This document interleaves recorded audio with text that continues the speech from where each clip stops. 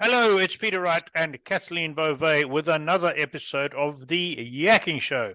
And this is The Harmony, your path to wholeness health channel. We have another very interesting guest today. I'm not going to spoil Kathleen's thunder by talking about the guest, but believe me, she'll be interesting. But first, let's introduce Kathleen. Hi, Kathleen. How are you today? I'm doing great, Peter. Thank you so much. And thank you also very much for tuning into our show. And as Peter mentioned, we have another special guest with us today, and we are so delighted to have her back for the third time. Oh my goodness, because this is such a relevant and important topic, we are absolutely delighted to have Robin Smart back. Hello, Robin. How are you? I'm excellent, thank you. Now, Robin is the Public Education Coordinator for the Alzheimer's Society, Waterloo, Wellington. And today we'll be chatting about this very important topic. And also we will be talking about some tips on how to communicate with people with Alzheimer's or dementia in general. So, Robin, let's start right away on the difference between Alzheimer. And is it Alzheimer's disease or just Alzheimer? It is Dr. Alzheimer is what the person that the disease is named after. Right. When we're talking about it, there is an S on it because it becomes Alzheimer's disease. It is right. His disease, so it becomes a possessive S. Okay. But having said all that, here's the important stuff. Here's right. What you need to know. When we're talking about Alzheimer type dementia, it is only one type of dementia. There are many, many, many different types. And the word dementia is often used interchangeably with the term Alzheimer's disease. Mm-hmm. But that would be very confusing for people. When you develop dementia, what happens is that your brain has been affected by some kind of organic disease process. And you start to have shifts in your abilities. You start to notice symptoms. You can't function the way they used to. You can't think the way that you used to. And these changes in our functional ability, they show up in changes in memory, language, judgment, ability to perform daily tasks, communication, judgment, reasoning, and changes in personality and behavior. Those shifts, they show up, and that laundry list that I just made of all the different symptoms are called dementia. When somebody has dementia, it is simply a list of symptoms that accompanies a disease that affects the brain. Mm-hmm. So you could get dementia from Alzheimer's disease, and that's the most common reason somebody would exhibit dementia. Alzheimer's disease would attack the brain, usually starts about 20 years before you even see the symptoms. Then you see changes in somebody, and you go to get that checked. And if it's not some acute situation that is reversible, that they can treat, then they're left with the possibility that it's dementia. And there are multiple kinds. As I mentioned, Alzheimer's is the most common kind, but you can have vascular dementia or Lewy body dementia or frontotemporal dementia. There are numerous different kinds. Anytime you get dementia under the age of 65, they call it young onset dementia. Mm-hmm. That has to do with age more than type, because young onset dementia could come from Alzheimer's disease, or it could come from one of what we call the FTDs, or the frontal temporal dementias. If you were to look at the research, you would just shake your head, because it's so difficult to pin down how many different types of dementia there are. Depending on the sources that you read, you will see anything from 70 to 200 different or causes of dementia. Really? So when you talk about Alzheimer's, you are talking about one type, just one type of dementia. Wow. So how does one differentiate between the onset of dementia, whether it's Alzheimer's or not, and the symptoms of normal aging, like some memory loss, some forgetfulness? What are some of the distinguishing factors, whether one could tell if you have got starts of dementia or if it's just a normal aging? I'm gonna do 2 for 1 here for you. I'm gonna take that question that you just gave me, and I'm gonna give you 4 answers. And at the same time, I'm gonna bring in the warning signs. I'm gonna talk to you about the warning signs because I think they tie in beautifully at this point. So, how can you tell the difference between normal and abnormal aging? When you get up in the morning, you probably need to figure out what day it is, especially if you're retired or you're on holidays. You need to think about it. What is today? Okay, so today it's Monday. It's the 25th. The month is September. However you figure that out, it doesn't matter. You can look at a calendar. You can flip on a radio. You can grab a paper if you still get a daily paper. You can put on the computer. You can put on the television. But once you figured out it's Monday, you should be able to hold that thought for the rest of the day.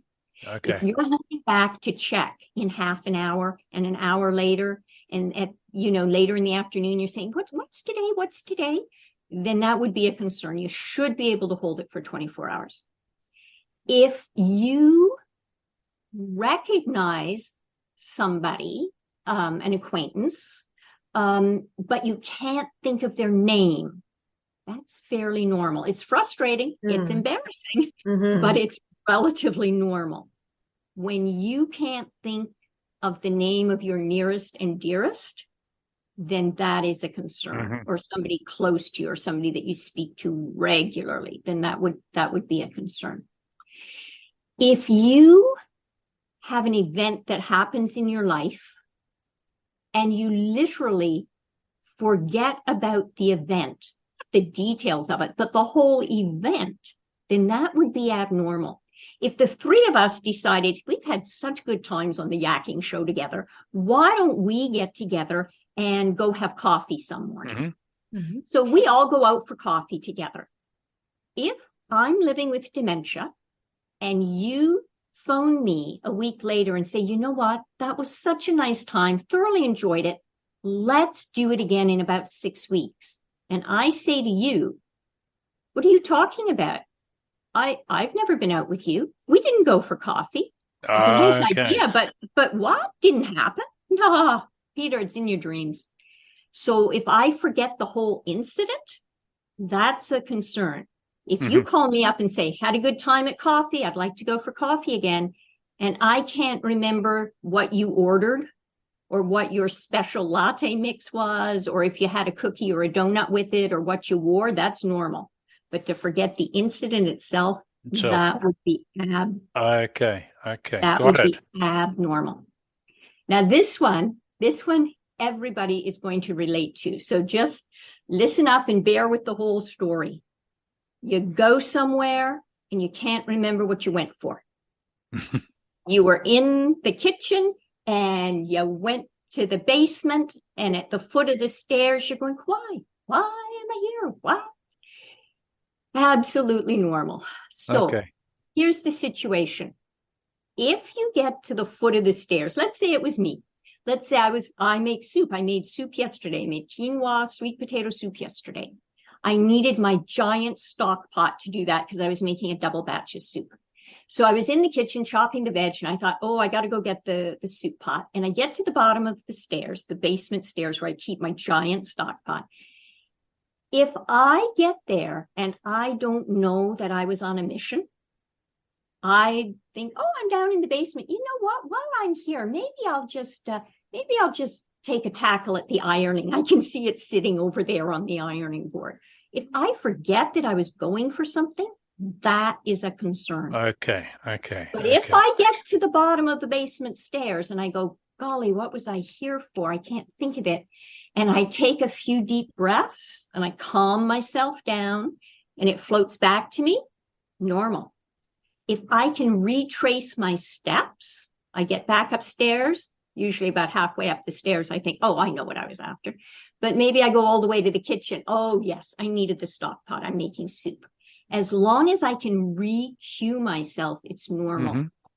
Often what happens to us is that as we age, we don't multitask as well. And we could easily be multitasking, trying to do a couple of things and maybe listening to a fabulous podcast while we're doing them. And so we don't really focus our attention, and we get to the foot of the stairs and we can't remember what we went for.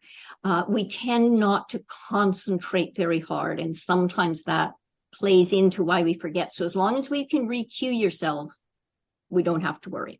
Don't have to worry. Okay. Oh, that's a very good explanation. Oh, and quite a relief for me too.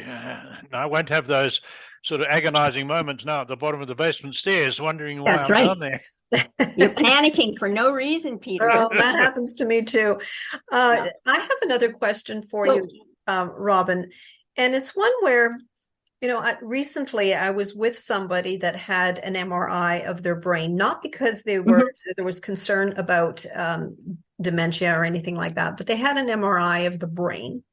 And they're in their mid 80s, and I'm thinking, okay, well, maybe if there was something there, if there was, if there was an indication that there's cognitive decline, they might see it on the scan and reveal it at that point, although they weren't looking for it. Are these conditions that they have specific things that they're looking for on these MRI? Because all I heard was it's normal for somebody of that age.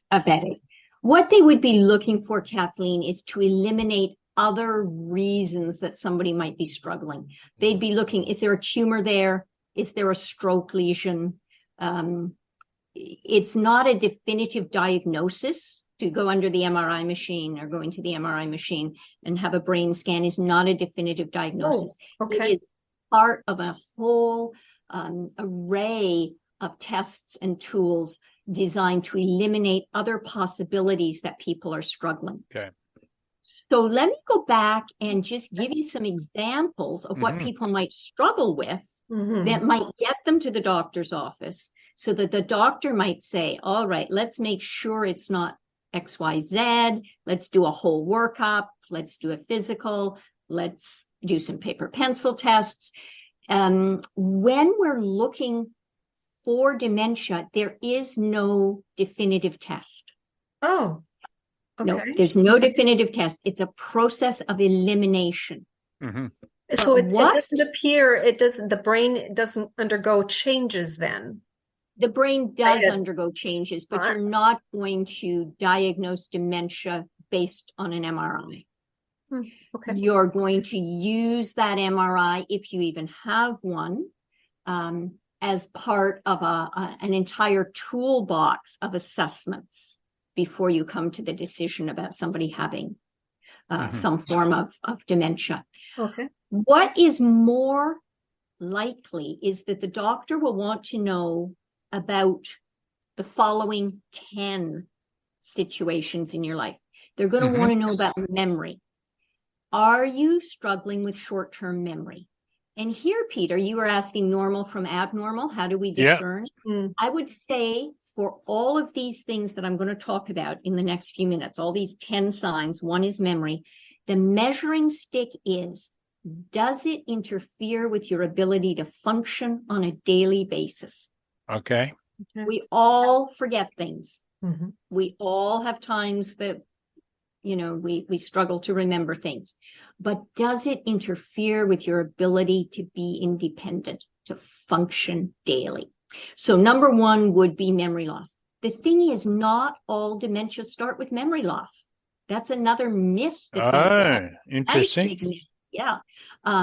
When you're looking at the frontotemporal dementias, you tend to see changes in language or behavior, judgment, and reasoning long before you see any memory impairments. Okay. Can you give us an example, Robin?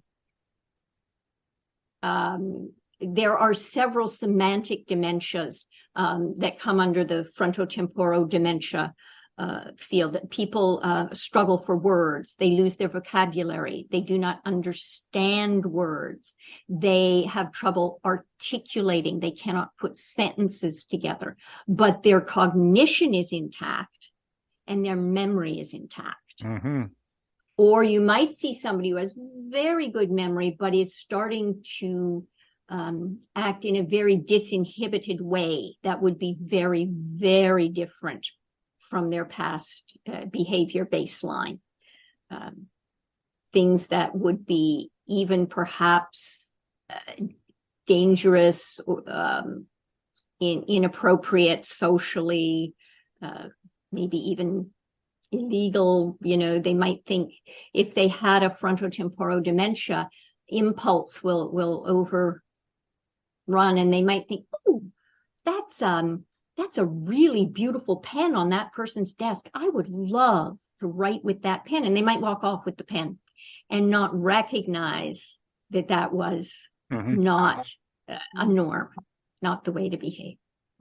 So it's memory loss that affects day-to-day life, and it's difficulty performing familiar tasks. And these are things that you can't measure yourself against anybody else, only yourself. But let's say I was cooking eggs. I'm a relatively good cook, if I do say so myself. So I'm a decent cook. I know that if I'm going to make scrambled eggs, I'm going to be very cautious not to get any eggshell into the egg mixture that I'm beating up. But maybe if I am struggling with a dementia that is affecting my ability to do everyday tasks, I think, oh, I know I have to crack the egg, and I just drop the egg into the pan and stir up the shell and the egg together. Problems with language. This is even different than a semantic dementia where you literally lose all of your language. This is maybe you struggle for nouns and you can't follow pronouns. Everything's a thing. I have a thing on my desk that I drink out of, and I have a thing on my desk that I write with, and I have a thing on my desk that I cut with. But if I'm struggling, that is exactly, I'll just call them all a thing. Hand me the thing. I want the thing. Could you give me the thing? And the person is like, what? You got 8 things on your desk. So struggle with vocabulary. Robin, sorry, I've got to ask you on that one. Trouble with doing everyday tasks. For how a thing like tying shoelaces, that could also be aggravated by arthritis, by lack of mobility in the hands, and it might not be anything to do with dementia. So how do you check that one out? If you're only having trouble tying your shoelaces and you're not having trouble with all the rest of your life, then you're having trouble with tying your shoelaces. And so you want to get curious. Now, why? Why can't I tie my shoelaces? Oh, I can't bend my fingers. Right. Okay. And I want to take that shoelace example, Peter. Yeah. You can have somebody who has fairly advanced dementia, and they often actually retain what we refer to as overlearned or body memories. Right. And they could probably not understand you when you said, oh, your shoelace is untied. Better tie your shoelace. And they don't do anything. But when they glance down themselves and see it's untied, they bend over and tie it right up. Okay. So you are right. You can have difficulty with everyday tasks due to aging, period. It can be mobility issues. It can be visual issues. It can be auditory issues. There are many reasons that as we age, we struggle to do things. But if you are struggling because you can't figure out how to work the coffee maker that you've been using for the last 15 years, then that's a different kettle of fish. That's a different, arthritis beside that. People will get disoriented. And, I think it's probably relatively common knowledge that many, in fact, 6 out of 10 people living with dementia will have a situation in which they are lost. They are disoriented. They don't recognize where they are. They can't find where they need to go. And people often think that would come late in the disease journey, but it actually can be one of the first warning signs. It can come early.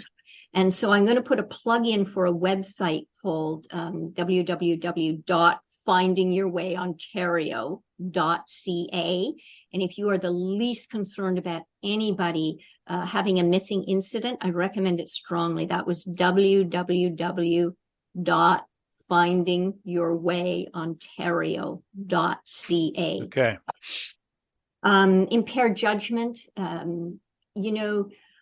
I hate to think about winter coming. To me, that's a bit of a depressing thought.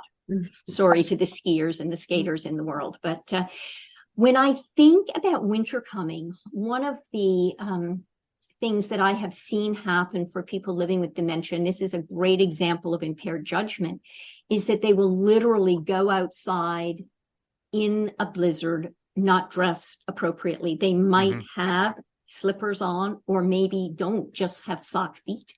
They won't have a coat. They won't have a hat. They won't have a scarf. They won't have gloves. They'll go out for some reason that is important to them, that they think they have to go somewhere or do something. So very poor judgment. That's things that are untoward that would show up.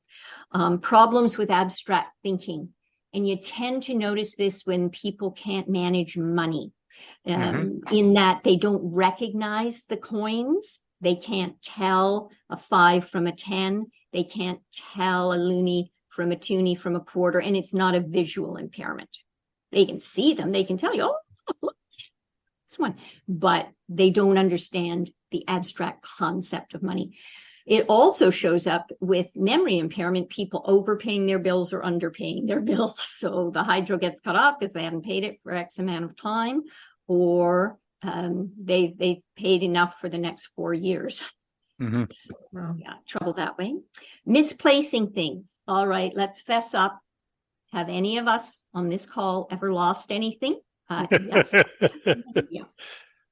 We all do this, but this misplacing things for people living with dementia is more so. It's much more extreme. They often have a tendency to put things in very strange or different places. They might put their biscuits upstairs in the lingerie drawer, or they might put their CDs in the freezer, or they might put their wristwatch in the sugar bowl with sugar in it, right? So strange, putting things in strange places. You might all... Robin, sorry, on that, after the event, will they remember where they put that thing in the wrong place? No. Not often. Nope. It's just gone until somebody finds it. And sometimes things are just gone forever. Just gone forever. Right. So, yeah. And what about the losing your train of thought? So you're in the middle of a conversation with somebody. I mean, goodness, this happens to me. Where you just, you're just in the middle of conversation, and then all of a sudden, what was I saying? Or I think if you have a lot of thoughts swirling in your head, and here you are trying to host the show, you're trying to listen to me, you're trying to think of your next question, you're trying to actually take the information I'm saying and relate it to your life, and you're juggling all those things at the same time. Right. I think it would be more concerning if you're losing your train of thought in a one-on-one social conversation with somebody, and you get halfway through a sentence and you stop. Okay. It's very hard for people living with dementia often to keep up with conversation because they process more slowly. But I'll talk about that when I talk about the communication, if that's okay with you. Yeah, absolutely. Sure. In fact, there's the carrot. Stick with us, folks. There's a carrot on communication coming. I want to talk just about the last 3 warning signs, because I think these are important for people to know about. One has to do with changes in mood and behavior. Whereas people might have been pretty level in the past, all of a sudden they tend to be very anxious, or they have sudden mood changes to elation or tears or anger, and it just seems to come out of the blue. And that has to do with just very sudden mood swings, and you can't figure out where they're coming from. In a way, it almost seems related to changes in personality. And they're driven by changes in the brain and the brain chemicals and the brain hormones due to disease process that causes people to be suspicious and paranoid, and usually quite anxious and agitated. And those changes come from those changes caused by the breakdown, the organic breakdown in the brain. And then the last thing, number 10, and I want to put that out there because this is often the first thing that gets somebody to go get checked, is something that is a lack of initiative. People literally, they lose interest in friends, in family, in their favorite activities. Their get up and go, got up and went. And it's not my foot's sore, so I don't want to go downstairs and, join the others, in the common room. It's more like they just literally do not think to engage. They don't think to have conversation. They don't think to start things. It's like a little switch in the front of their brain gets turned off. They can enjoy things if they are supported and encouraged and helped to do it, but they never initiate. They never start. So those were the 10 warning signs. The warning signs, right? Very interesting. And those are on our website. I know we'll give all the website information at the end of the show, but in great detail. I just whizzed through them for you. So, wow, Robin, at what point should I accept that my elderly parent is no longer capable of looking after himself or herself? It's never easy to see, is it? No. It's a hard journey. It's a hard road, elder care is. There is no one definitive answer. Every family will be different. Every situation is unique. But I think there are 4 marking posts that I personally would be looking at. Okay. Nutrition. Is the person able to adequately feed themselves? Are they eating healthy food? Are they eating enough food, or are they eating way too much food? When you go to visit, is their food rotting in the back of the fridge? When you open the fridge, is the same amount of food that you put in there last Saturday when you brought them groceries still sitting there? So you want to look for weight loss, weight change, weight gain. Or you take them out somewhere and it's like they've never seen food and they're just stuffing everything they can get into their face. So you want to really be aware, if you can, with your own eyes on the situation, because often if you ask somebody, are you eating? Of course I am. Of course I'm eating. And that's not to put you off. That's often due to the memory loss. They think they've eaten when they haven't eaten, or due to the fact that they still believe they can cook and clean and do everything they used to do, but they can't anymore. And so it's not working out well for them. So I would be checking on nutrition.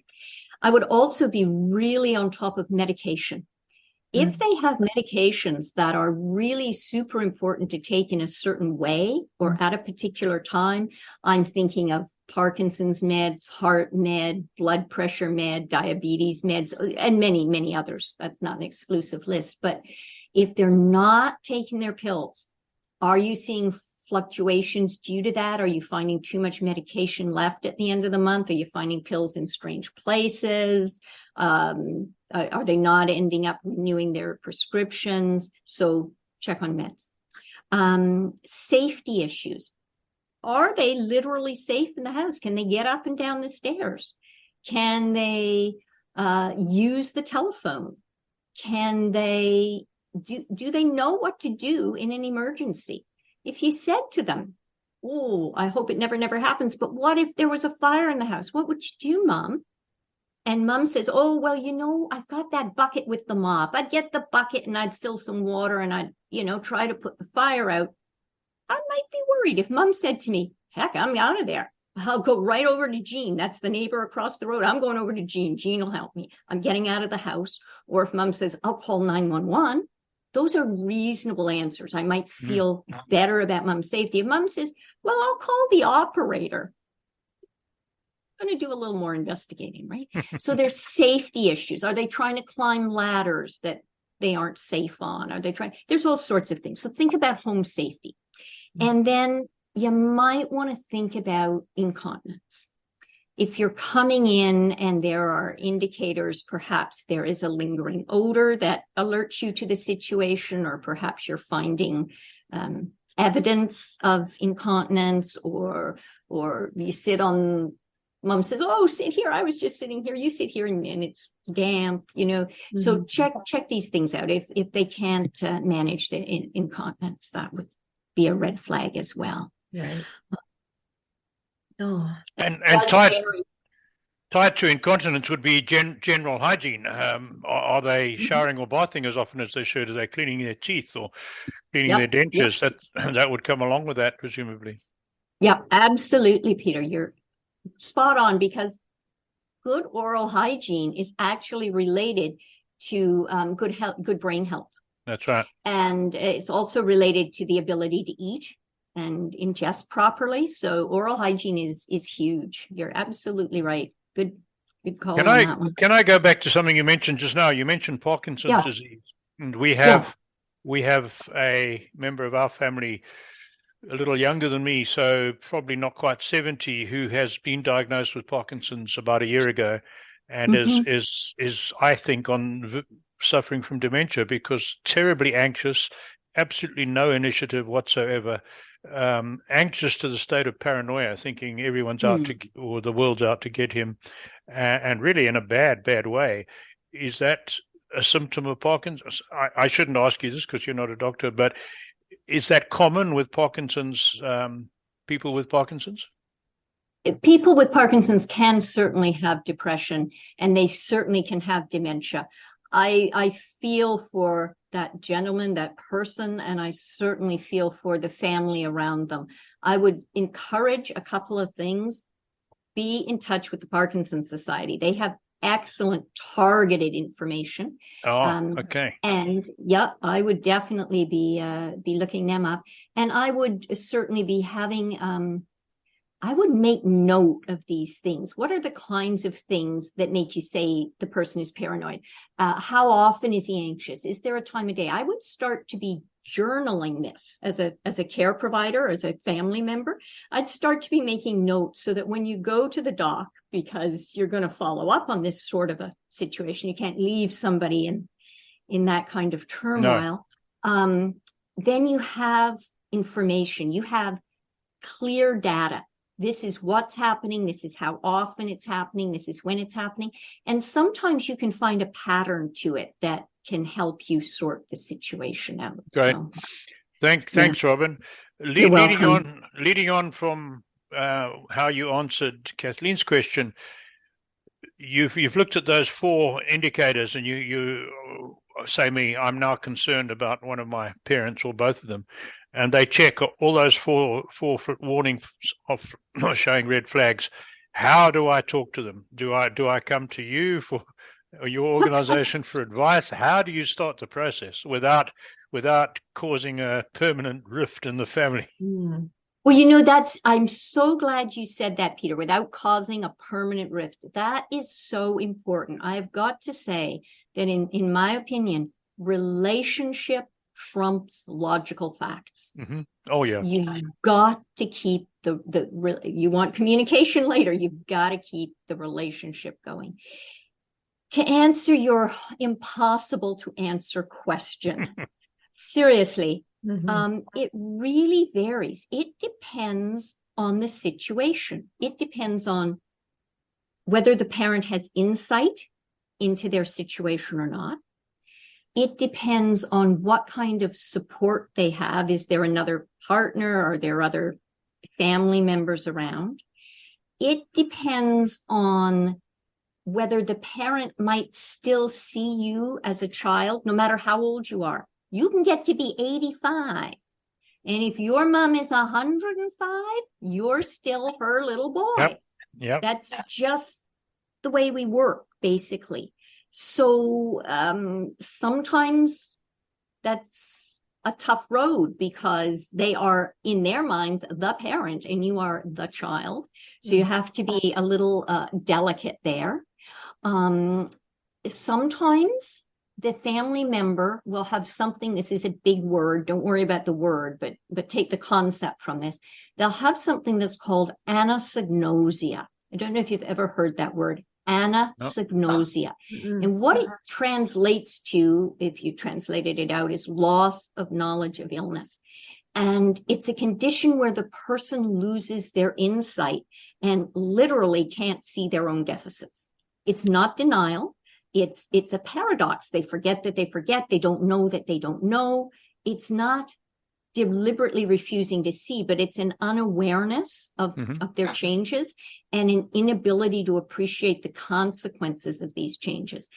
And you can talk till you're blue in the face, but they're going to go on believing what their brain is telling them. And their brain says, oh, you're okay. You're doing fine. In fact, you're pretty darn good for your age.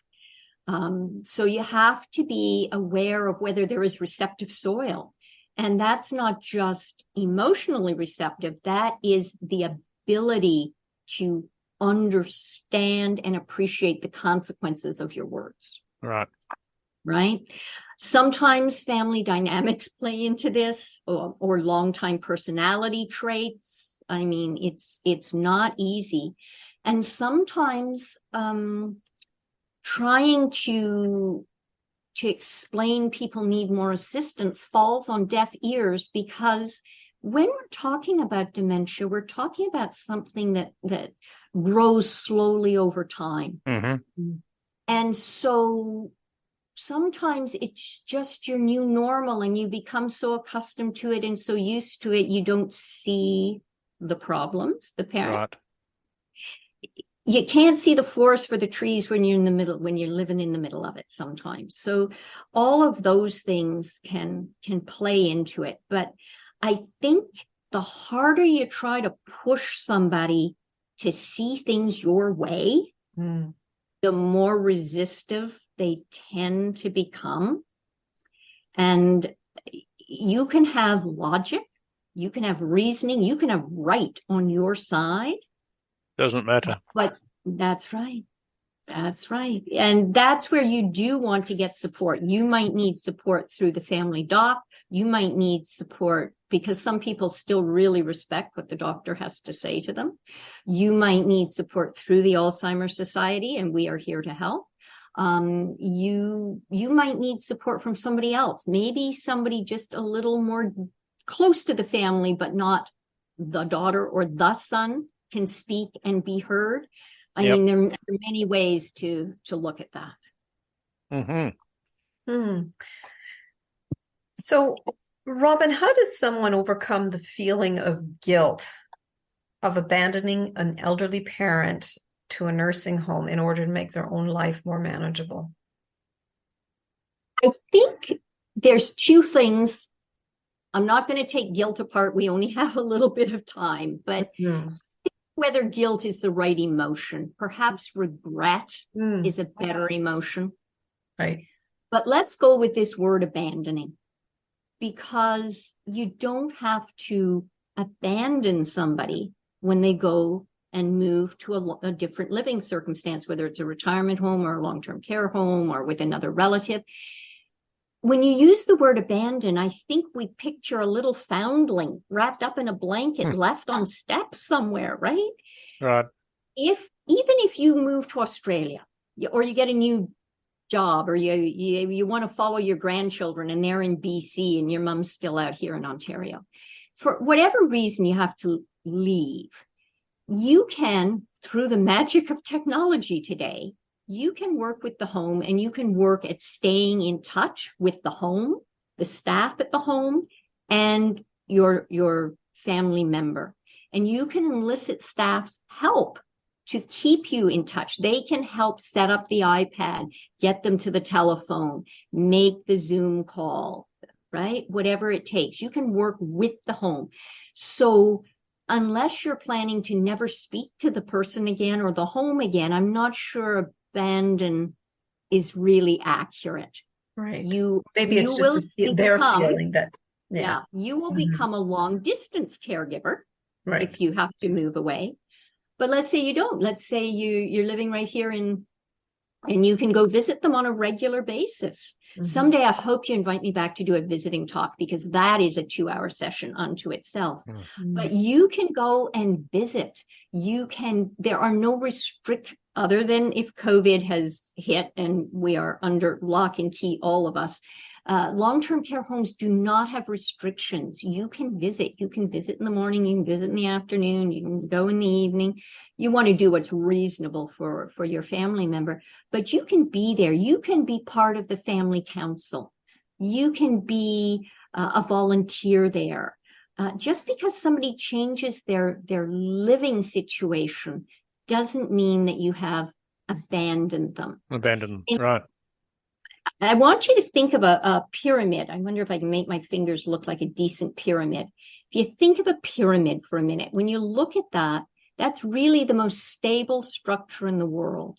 And when somebody goes to live in long-term care, the three sides of the pyramid are the family, the person, and long-term care. And together, you know what? Sometimes you make a more stable team than before. Right? Yeah. So, good point. It's not always right. I'm watching the clock, and we are getting there. But I've got one. I've got to ask you, what can we do, like as we get into our late 60s, in my case 70s? Kathleen's still way away from it, but what can we do to prevent the onset of dementia? I've read about using the non-dominant hand for writing, learning to play a musical instrument, learning a new language, and I do all of that. Is there more? Does it help? Two parts of the question. Yes, it helps. It is never too late. Never, ever too late. Doesn't matter how old you are. Not too late. And I'm going to give you 12 things. What you rhymed off, Peter, were things that come under cognitive challenge. Right. Or challenging your thinking. This is what you want to do. And these are not rank ordered. I'm just going to give you the 12 as they pop out for me. Protect your heart. You need a healthy heart to have a healthy brain. So you want to do heart smart diet. You want to do heart smart exercises. You want to have a lifestyle that supports a healthy heart. Protect your heart because they are so interrelated. You also want to protect your head. You don't want to take a blow to the head. You don't want to trip and fall. You want to really be aware of how you can increase your balance as you age, how you can make your house a safe place to be, how you can avoid damaging your brain by hitting your head. You want to be physically active every day. People think cardio is enough, and cardio is important, but absolutely equally important, strength training, particularly for, you don't have to do dumbbells, but strength training and balance exercises. Those are super, super important with your physical activity. You want to be socially active. Isn't that nice to know? We should be going out for coffee. The idea is that the more connections you have, you don't have to have many, but if you have some good, strong connections in your life, that's very protective for your brain. Every time we are socially connected to somebody, we have a conversation, it's good for our brains. Right. You want to manage any medical conditions. Maybe you do have Parkinson's. Maybe you have diabetes. Maybe you have COPD. Maybe you have arthritis. Maybe you have glaucoma. I mean, the list goes on and on. Manage those other medical conditions. If you have high cholesterol, if you have high blood pressure, get that treated. Peter, you gave us some great examples to challenge your thinking. Doing anything new or different. Variety is the spice of life. Don't do the same old. Your brain will go into autopilot and you'll just coast and you won't build any new neural pathways. You've got to have, just like you have to sweat a bit when you exercise, you got to make your brain sweat a bit. You have to think on things. Get a good night's sleep. That is huge. Have depression treated if it's something that is in your life. There are new alcohol intake guidelines out. I'm going to suggest that you avoid excessive alcohol. The guidelines suggest you avoid all alcohol. Maintain your hearing. This is super, super important. I go for a hearing test. Well, I just went for one and they said I don't have to go back for 2 years, but I recommend people go annually and get their hearing checked, because there is a huge correlation between hearing loss and developing dementia. Having meaning in life, finding purpose in life, whether this is a passion that you have or you want to go out and make a difference in the world, but finding meaning is really important. My daughter just gave me for my birthday the 5-minute journal. It's a book that's out, and every day you look at your gratitudes and look at maybe some goals that you might have. These sorts of things, looking at our gratitudes and being appreciative, it's healthy for our brain. It's good for us.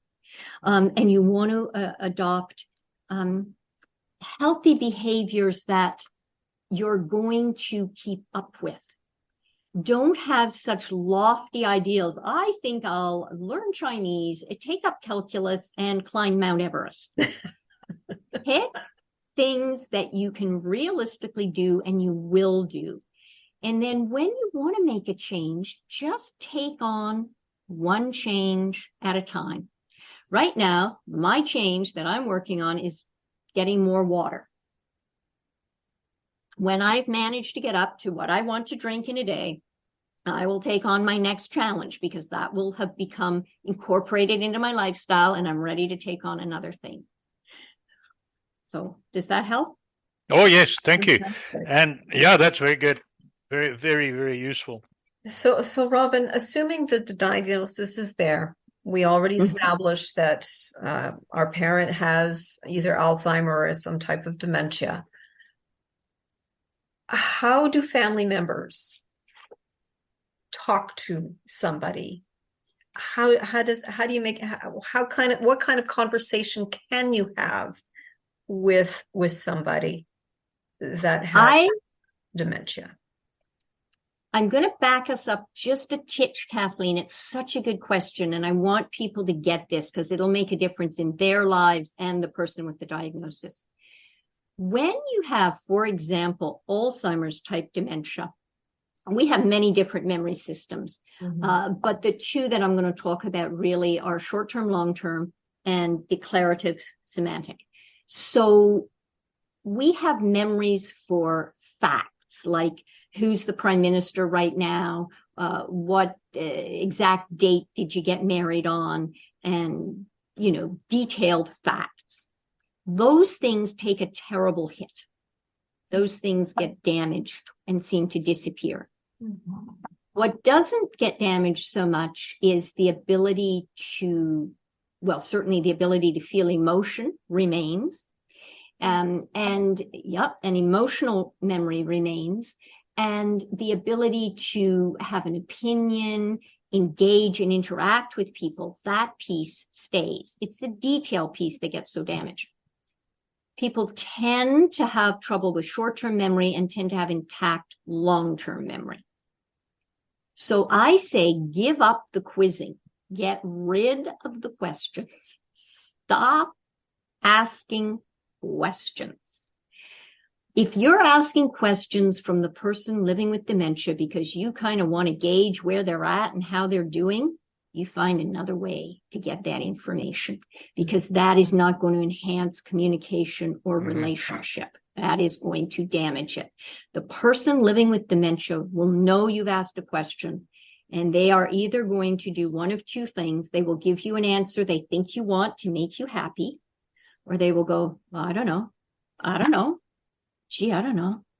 And that is so demeaning and very wearing and disheartening. So get rid of questions. You can start a conversation by walking in and saying, you know what, Peter, I love the color of the shirt you're wearing today. That is such a sharp color of blue. I really like that. And then we'll see where the conversation goes. Peter might say, hey, blue is my favorite color. Peter might say, oh, this shirt, you know what? I had 2 others like it. I liked it so much, I bought 3 at once. Who knows what Peter's going to say? But he can't give me a wrong answer. There's no wrong answer. Right. And we can kick our conversation off. So I always start with either a compliment or something that in what we call the here and now that both people can see, you've got lovely calla lily behind you, Kathleen. So if you were a person living with dementia and I came to visit you after I admire your clothes or whatever, I would say, oh, this calla lily, it's lovely. And we could both turn and look at the calla lily and kick off a conversation. It might go to flowers. It might go somewhere completely different, but there's no wrong answer. Right. When you walk in and you say, what's new? What's the person with short-term memory loss going to tell you? Mm-hmm. Mm-hmm. They can't do that. And even if you say, how'd you sleep last night? If people have short-term memory loss, they'll give you an answer, but I would lay dollars to donuts. They're giving you a social answer, right, as opposed to an accurate. And that's going to stop the conversation developing because you've shut it down right at the start, right? So here's a few things that I really like to do. And families need to practice this because it's hard. We get in our routines and we have our ways that we've always been. And I'm introducing something new, but tell yourself it's good for your brain. Okay, families, it's good for your brain. Try to get this one on board. I'm going to ask you to give up questioning and quizzing, but I'm going to invite you to say, I was thinking of the time, instead of, do you remember? Okay. Don't you remember? Or even, I remember, because that makes it look like I remember and you don't. So I start conversations with, I was thinking of the time, and then I tell part of a story. They can either jump into the story. Oh, yes, that's the time Fred brought a dog and a cat together. It was crazy. They can jump into the story, or they can decide, no, tell me more. And then you go on telling the story, and then they can make a comment. You can always solicit opinion. You can bring things. When I show up to visit, I now have a smartphone. Well, I guess most people have a smartphone, but I take pictures every day on my smartphone. So when I get to visit my family member every day who has dementia, I've got a picture and we start the conversation. Hey, want to see my picture today? Mm-hmm. And we look at the picture and we kick off the conversation from there. So you can have a prop. You can bring something, you print out a funny story you saw or a joke you saw or something. Show up with something to kickstart conversation. Don't rely on questions to get it started. The other thing is, I mentioned this very briefly earlier, but people living with dementia process more slowly.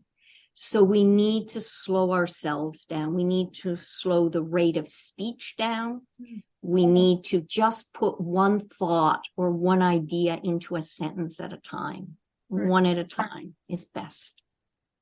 And we have great courses on communication at the Alzheimer's Society, and we have handouts and printouts. And all you have to do is email us or phone us, and they can send that out to you or get you hooked up with information. Very good.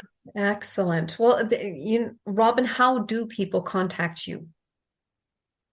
I think the best thing to do is to check out our website to start with.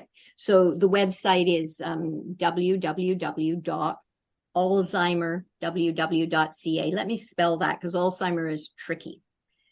ALZHEIMERWW.ca. And on our website, we have something called a program guide. You can just scroll down the first page. You'll see our program guide. You can click on it. It will tell you all our services, all our programs, all our education, what's being offered, the date, the time. You get the scoop. So you can get a ton of brilliant information off our website. You can also phone and make an appointment. I would suggest that you call and make sure that somebody's available to speak with you.